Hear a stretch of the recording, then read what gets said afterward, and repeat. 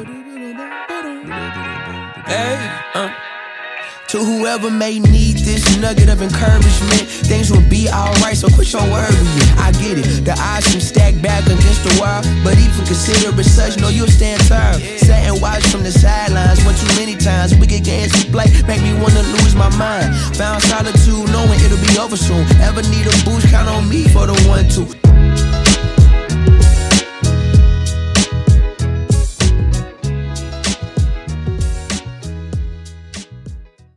Welcome to the Suplex Sports Podcast. It's your boy Mish back at it one more time as we're going to get into it. Big weekend at the Olympics. We're done.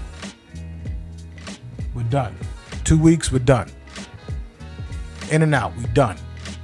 United States went in there, finished up all business on Saturday. Spectacular day. Team USA basketball, track and field. It was monumental all around. We ain't gonna talk about that breakdancing thing just yet though. We're gonna get into it. Team USA basketball, like I said, we're gonna bring home that gold, baby. We're gonna bring home that gold. United States basketball beat the team of France by the score of 98-87. Pretty damn good game, I would say. I never thought I'd see LeBron get posterized in the Olympics, but you know, Gershon Yabusele went ahead and did his thing for Team France, tried to hold it down on his own, but Victor Wembanyama chipped in as well, did his thing, 26 points, I believe. They kept it close. You know, they kept it within, maybe 10 points. They tried to make their little runs, France did. Ultimately, when it came down to the fourth quarter, that Curry goat was spicy. That Curry goat was hot. My man Steph was just raining threes left and right. And once he put up the go to sleep sign, it was pretty much a done deal. There's nothing like walking into the host country's floor and actually portraying the role as villain with a bunch of celebrities and dignitaries in attendance as well. It was a beautiful thing. For those who do have Peacock, and as well as here on YouTube as well, go ahead and check out some highlights of the Team USA basketball game, as it was the fourth quarter Steph Curry show. And I'm telling you, Chef Curry did not disappoint. Curry finished with 24 points, 5 assists. The King, LeBron James, finished with 14 points, 10 rebounds, nice little double-double, as well as Devin Booker, 15.6 rebounds. On the opposite side, Victor Wembanyama, 26.7 boards, and Gershon Yabusele, 20 points. I mean, Yabusele, some time back was drafted by the Celtics, didn't work out here, he went back home. It looks like he reinvented his game. I mean, I'm not gonna say he was bullying, but he was doing some things out there, and for some odd reason he's a big dude, but he seemed deceptively fast, and he was getting to the rim. So I wouldn't be surprised if going into training camp, if he don't get a call up or get taking a look at a camp invite or something like that, man. I mean, as well as a lot of these international players being on this big stage and showing what they have to offer. And of course, the vast majority of them, they want to get to the NBA. So I thought it was a hell of a showcase in general.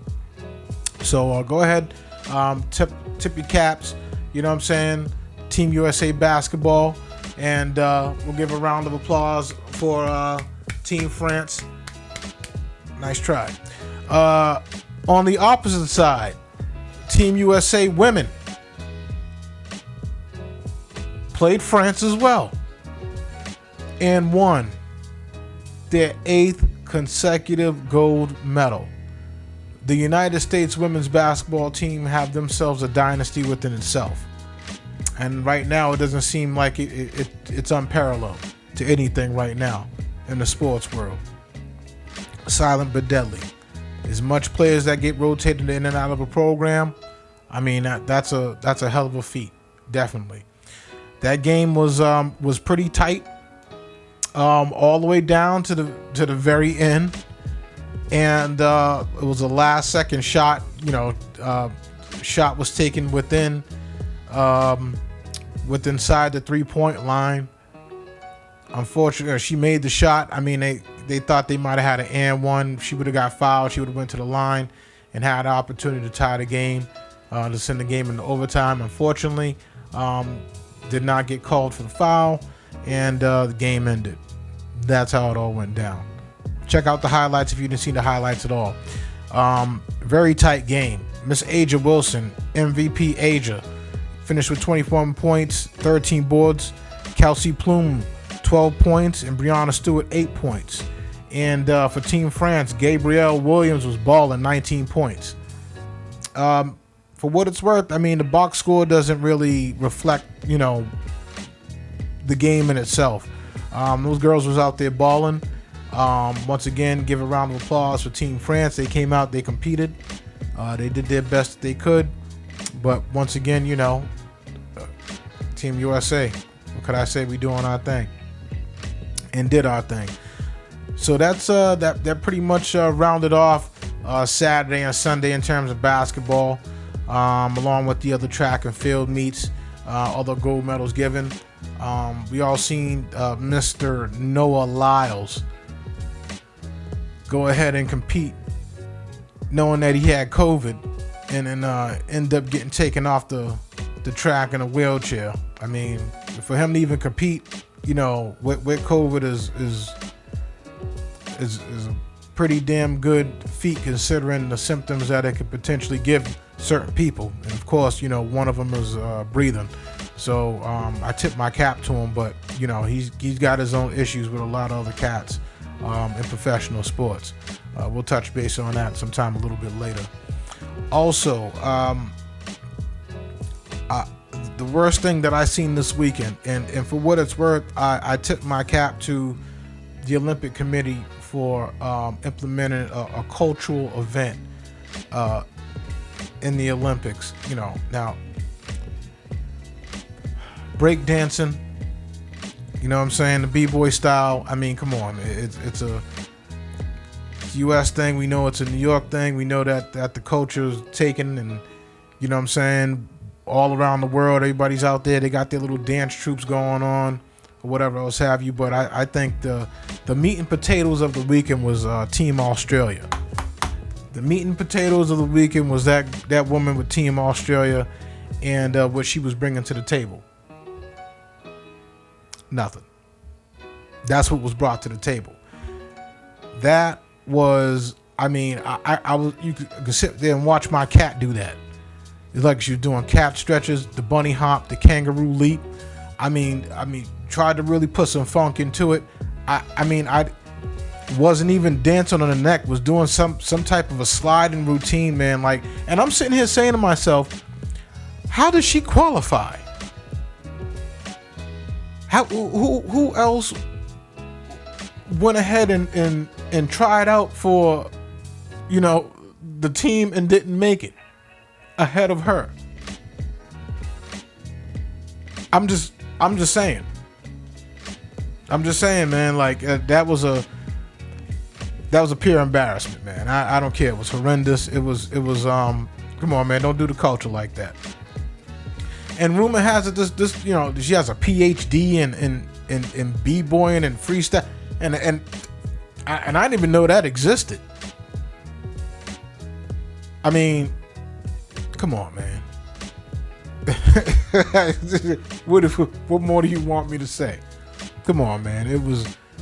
I'd rather watch a chicken with a broken ankle flop around the damn yard than to see something like that. Like, come on, it made absolutely no sense whatsoever.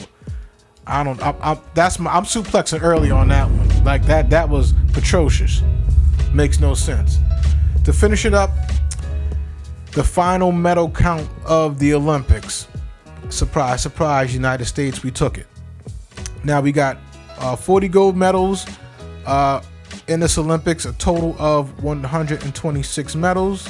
China came in second, 40 gold, with 91 medals. Japan third, 20 gold, 45 medals total. Australia 18, 53 medals total. And I swear, man, if they would have won that b-boy competition, but with off the strength of that, I don't think I'd watch the Olympics again. And France finished it out, 16 gold medals and 64 medals total. All right. Also over the weekend, UFC Fight Night 95 in Vegas. Somebody's gonna have to do something about this.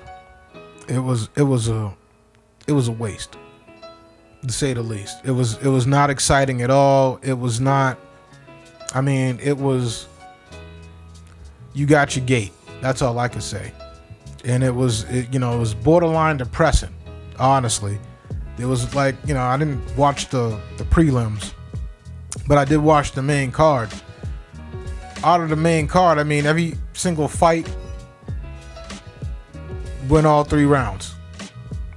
Essentially, there was no titles on the line, of course, but there was no exciting fights, no marquee fights, so to speak. And I understand that they put the heavyweights on as the main event, but I mean, not to take away from anything at all, I just thought it could have been a better card.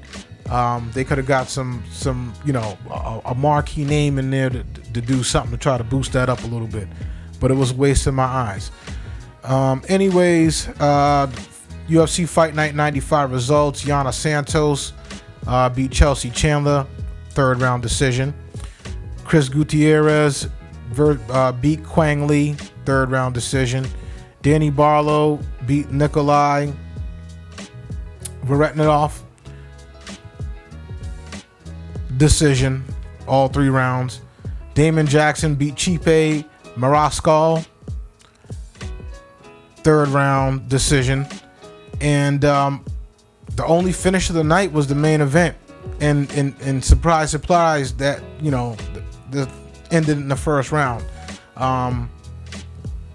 Ty Bomb versus Sergey Spivak. This was kind of, this is their 2nd fight. This was essentially a revenge fight for Spivak, and who actually won this fight by submission in round 1. So it was a. If you got UFC Fight Pass, go ahead and take a look at the highlights or watch the whole entire event in its entirety. It was nothing to look at for me. Borderline depressing, honestly. Waste of my eyes. Also, NFL news. Preseason games happened over the weekend.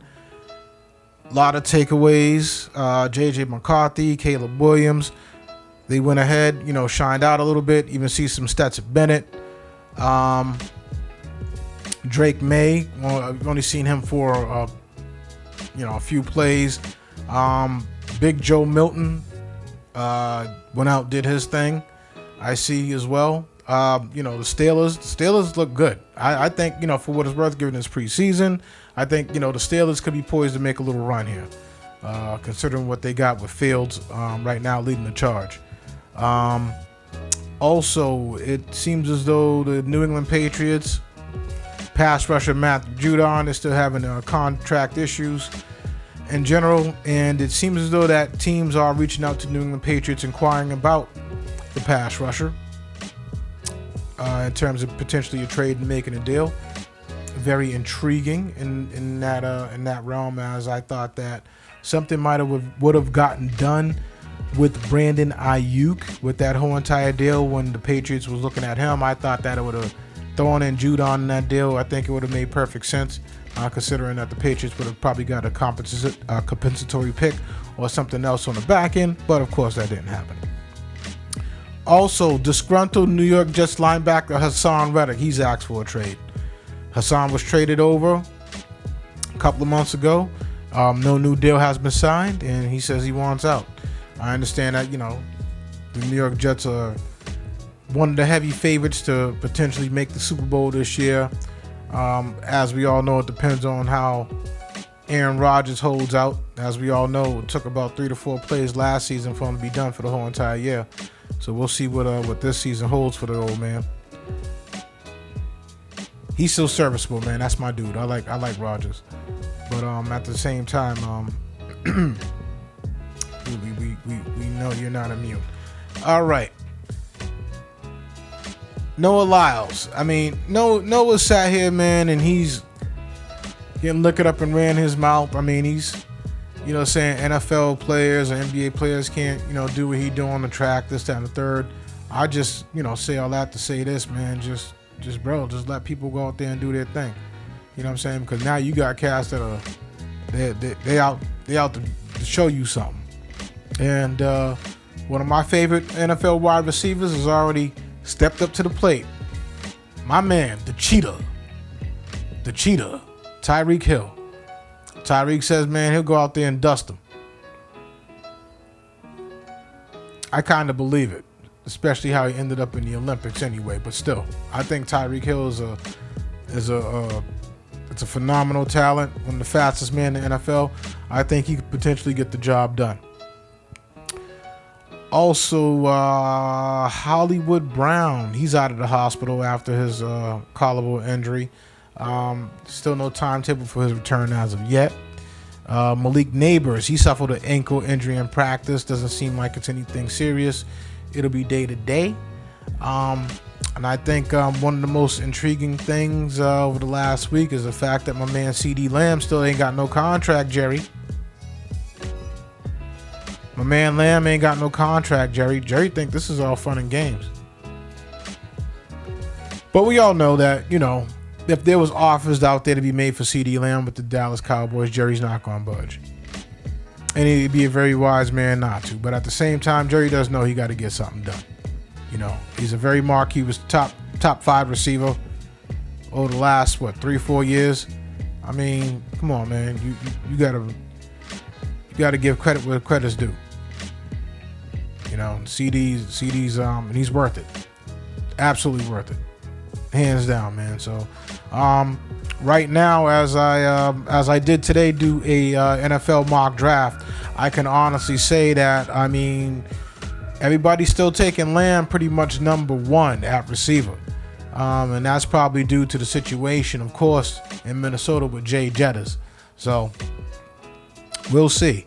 But if you going into the season and if CD is not on the field for the first game of the year, you just may have a one hell of a steal in terms of stashing a player until something worked out, if it gets worked out in Dallas.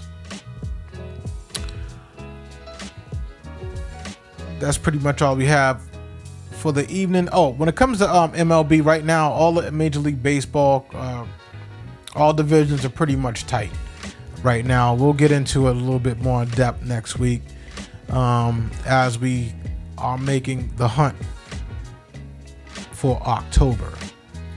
It's coming, folks. It's coming faster than what you think. We're damn near already almost halfway through the month of August as is. And things are starting to shake out. And also the return of Mookie Betts. Mookie returns as well. So, we'll see what Mookie brings back to the Dodgers lineup, how he's looking, how he's feeling. And as they go ahead and try to make their proverbial run for the World Series in general. Like I said, it is no secret, folks. My suplex of the week is the Australian break dance team, the break dancer. I mean, whoever authorized that, man. I mean, bro, y'all, somebody needs to be fired. That was awful, and I'm surprised. And for what it's worth, like, I'm glad I wasn't there. I'm glad because I would have been dying. It would have been like golf, holding up the sign to keep quiet type of moment. I am dying. You all are gonna have to escort me up out of the arena because I am dying. What type of likeness is that? I have no idea. But I'm sure that cannot be replicated on the world stage ever again. Folks, we need you all to share, like, and subscribe. This is your boy Mish. This is Suplex Sports Podcast. And I'm going to get with you next week.